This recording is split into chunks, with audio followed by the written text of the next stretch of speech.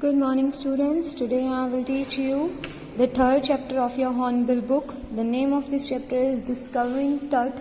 The saga continues. Okay, so let's talk about the author first. This chapter is written by A.R. Williams or N. Williams.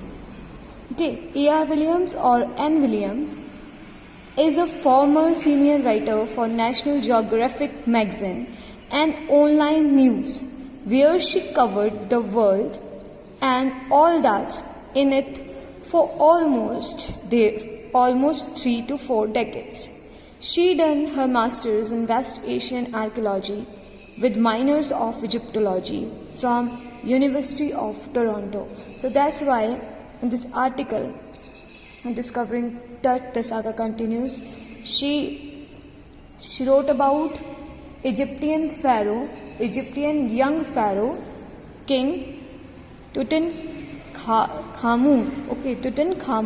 Okay, today he is known as King Tut. So let's introduce. I'm giving you the introduction of the chapter. Discovering Tut, the saga continues by A.R. Williams, deals with the mysterious and various theories regarding the life and the death of the youngest ruler of the ancient Egypt, Tutankhamun. His tomb was discovered in 1922 by famous archaeologist Howard Carter. And since then, his mummy has been subjected to X-rays and later a CT scan. These investigations has answered a lot of questions and offered new clues on his life and death.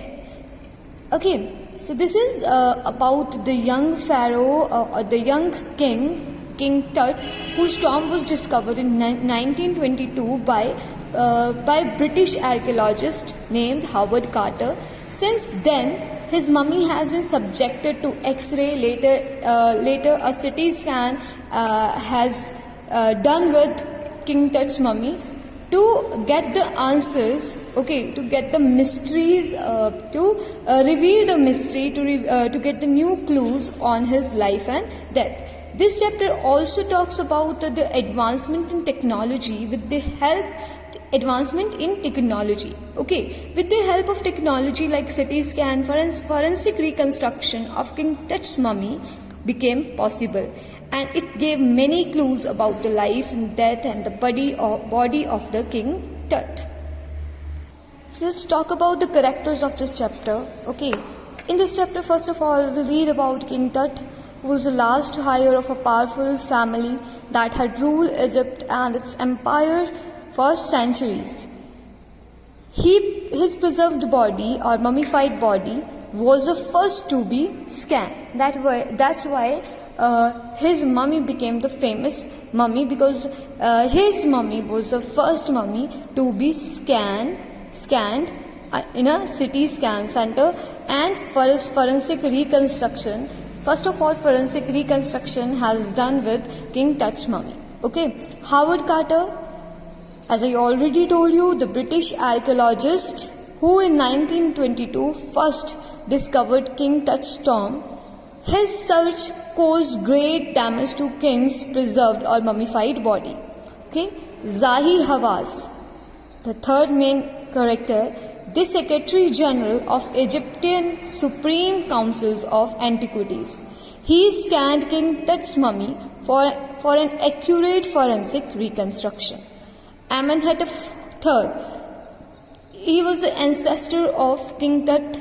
Okay, King Tut's father or grandfather was a powerful ruler who ruled for almost 4 decades. Who ruled on Egypt for almost 4 decades. Amenhotep IV, very main or important character. Amenhotep IV, he was also the ancestor of King Tut.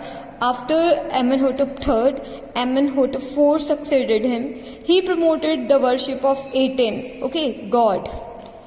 Okay, after Amenhotep IV, King Amun was worshipped in Egypt. Okay, but he promoted the worship of Aten and changed his name to Akhenaten. Okay, he changed his name. Amenhotep Amenhotep to Akhenaten.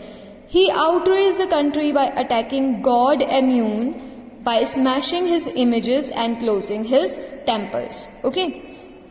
So these are some of the characters that that are there in the character, and we will read about it. Now let's start the summary of this chapter. Okay. I have divided the chapter into 6 to 7 parts. Okay, first of all, death of King Tut. King Tut was just a teenager when he died.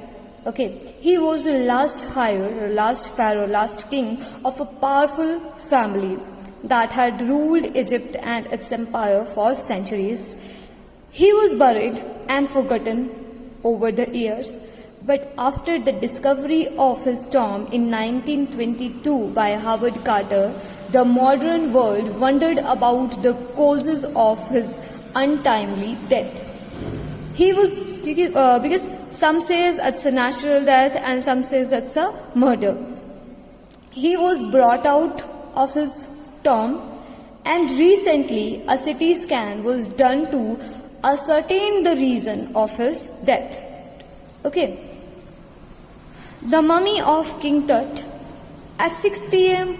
on the 5th January 2005, the world's most famous mummy, preserved mummy, mummy is preserved body, was taken out from its burial tomb.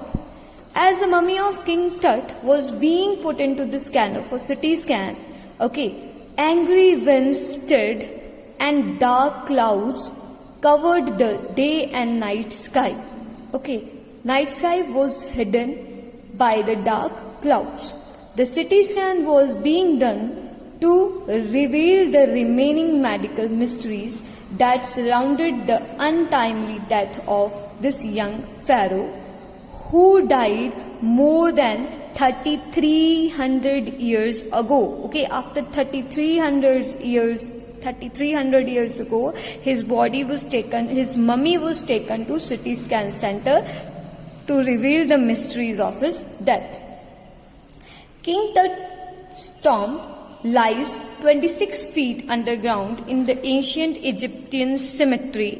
Cemetery is a place where the dead bodies of the pharaohs, dead body of the kings of Egypt were buried, used to bury. And that cemetery known as the Valley of Kings. Tourists from around the world came to visit the tomb to pay their respect. They gazed at the murals that was there on the walls of the burial chamber. They were staring. They were watching they were watching curiously at the gilded face of King Tut. The visitor were curious and thoughtful. Some feared the pharaoh's curse would befall those who disturbed the mummy. Because these words were written on every mummy or every mummy's tomb, that whoever will disturb the mummy, pharaoh will curse him. So that's why some of the visitors were frightened because of the pharaoh's curse. Next point is Howard Carter and his finding. Now, who's Howard Carter? As already told you, Howard Carter was a British archaeologist who, first of all, in 1922 discovered King Tut's tomb. And after fertile searching, after years of fertile searching, fertile here is useful. And when he found King Tut's body, Howard Carter and his finding. As I already told you, Howard Carter was the first British archaeologist who in 1922 discovered King Tut's tomb after years of fertile searching. Its contents remain the richest royal collection ever found. They were dazzling works of art in gold, that had caused a sensation then and continue to draw people's attention even today. Okay, when he found King Tut's tomb, whatever he found in the tomb or in the burial chamber, that was dazzling and that attract the people's attention even today. King Tut was also buried with everyday things such as board games, a bronze razor, cases of food, clothes, wines, etc. that he would need in the life after death. Because Egyptian culture or Egyptian people believes life after death. Okay, so that's why they used to bury their pharaohs, their king, with their everyday's life, with their jewelry, with their clothes, because they believe in life after death. Zahi Hawass, Secretary General of the Egypt Supreme Council of Antiquities, explained that the mummy was in a very bad condition because of what Howard Carter did to it. Howard Carter found King Tut's body in 3 nested coffins. Okay, in 3 layered coffins. In the first coffin, in the first layer of the coffin, he found a shroud decorated with garlands of willow and olive leaves and white celery, lotus petals and cornflowers, which indicated that the burial took place in the month of March or April. When he finally reached the mummy, he ran into the trouble. Okay, why he ran into the trouble? Because the mummy was cemented with the ritual resins. Resins, if we talk about resins are the sticky substance, okay, that is insoluble in water. Okay, that is usually used to make gums. The ritual resins had hardened, cementing King Tut's to the bottom of the solid gold coffin.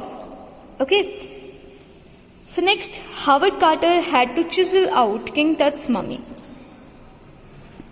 Howard Carter tried to loosen the resin by putting the mummy outside in that heated it to 149 Fahrenheit.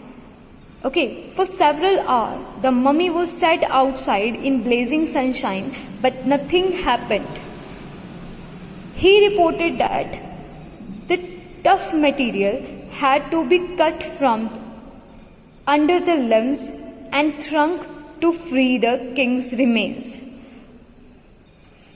The royals in King Tut's time believed that they could take their fortune with them after death. So that's why they buried with gold, they buried with everyday's things. Hence King Tut was buried with all his expensive belongings. To separate King Tut from his ornaments, Howard Carter's men removed the mummy's head and cut off nearly every major joint. Then they reassembled the remains of the body on the layer of sand in a wooden box with padding. Okay, they had to chisel out King Tut's mummy from their remains. Okay, and after discovery, after getting all kind of information, they reassembled King Tut's remain. Okay, or his body's remains on the layers of sand in a wooden box with padding. Okay, next point is King Tut's mummy X-rayed. Archaeology has changed since then, focusing less on treasures and more on the fascinating details of life and fascinated mysteries of death of royals, kings and pharaohs. Okay,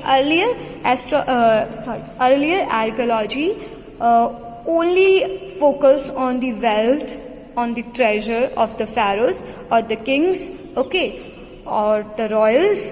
But now it has changed its concept. It focuses more on the fascinating details of the life and the mysteries of the pharaohs, of the kings. It also used more sophisticated tools. Okay, now archaeology also starting the use of technology. In 1968, more than 40 years after Howard Carter discovery, an anatomy professor x-rayed the mummy and revealed an astonishing fact. Okay, what was the fact? That beneath the resin, that cemented king, touched chest, his breastbone and front ribs were missing. Okay, King Tut's demise was a big event even by the royal standards, as he was the last ruler of his family. His funeral meant the end of the royal dynasty, but the facts of his death and its consequences are still unclear. Okay, these things, that how he died. Okay, these facts are not clear yet. Okay, अभी तक इसके जो facts हैं वो अभी तक clear नहीं हैं, that how he died. King Tut and his ancestor. In this point, we will talk about the ancestors of King Tut. Okay, King Tut's father or grandfather, Amenhotep III, as I already told you, okay, when I discussed characters with you, Amenhotep III, okay, was a father or maybe the grandfather of King Tut, was a powerful king who ruled for almost 4 decades. His son Amenhotep IV succeeded him. He was a very strange king, okay, because he promoted the worship of Aten. Before Amenhotep IV, King Amun was worshipped in Egypt. Okay, but after Amenhotep IV, okay, but when he succeeded his father, he promoted the worship of god Aten, the sun disk, and he also changed his name to Akhenaten. He moved the religious capital from Thebes to Akhenaten, okay, now known as Amarna. He shocked the country by attacking a major god, Amun, by breaking his images and closing down his temples. Okay, so Ray Johnson, director of the University of Chicago Research Center in Luxor, called this king very odd. Okay, Ray Johnson called Amenhotep IV a wacky, a old, a strange king. He said it must have been a terrible time for the people because the family that had ruled for centuries was coming to an end. After Akhenaten's death, Semenkhkar, a mysterious ruler, ruled for a brief period and departed with hardly any sign. It was then that a very young king, Tutankhaten, okay, known as Tut today, took over the throne. The boy soon changed his name to Tutankhamun, known as King Tut today. He oversaw revival of the old ways. Okay, King Tut ruled for 9 years and then died unexpectedly. He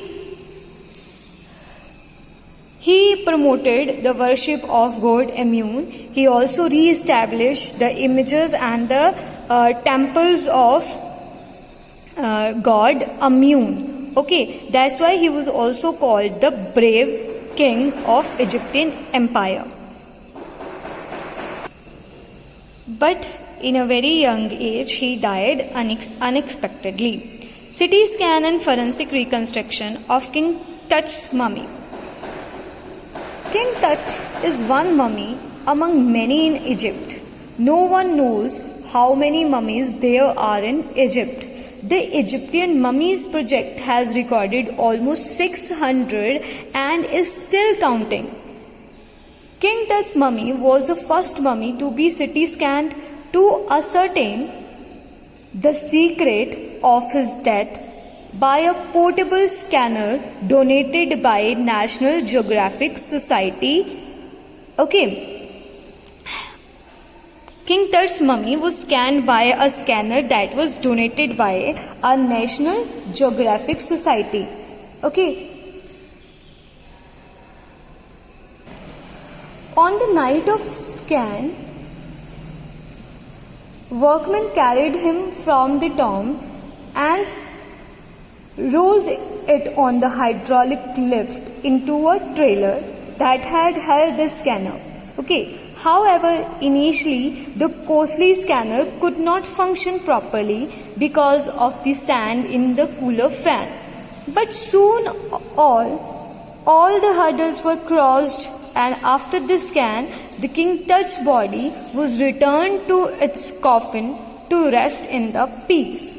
Okay, the CT scan showed an astonishing image of King Tut and his entire body very clearly. It showed a grey head, neck vertebra, a hand, several images of the rib cage and section of skull.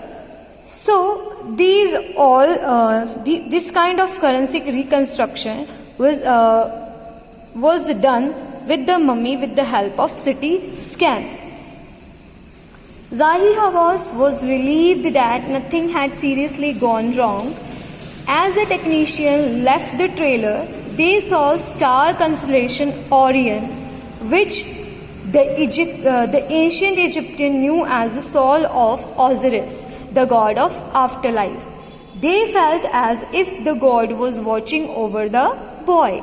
So in the end, we can say that Tutankhamun was a brave ruler of the great dynasty. He died a mysterious death and now resting in peace in his tomb. Okay, so in this way, we learned about a lot of things. We learned about Egyptian culture. We learned about Egyptian pharaohs. We learned about the science and technology development. We learned about Howard Carter discovery. Okay, so this chapter is all about King Tut and his discovery, or the revealing the mysteries behind him is still going on. Okay, the discovery or the story of the King Tut's death is still going on. Okay, so that's why the name of the chapter is Discovering Tut, the saga continues. Okay, so I hope this chapter summary will be cleared to you. Okay, if you have any query, you can send me message. Thank you and have a nice day.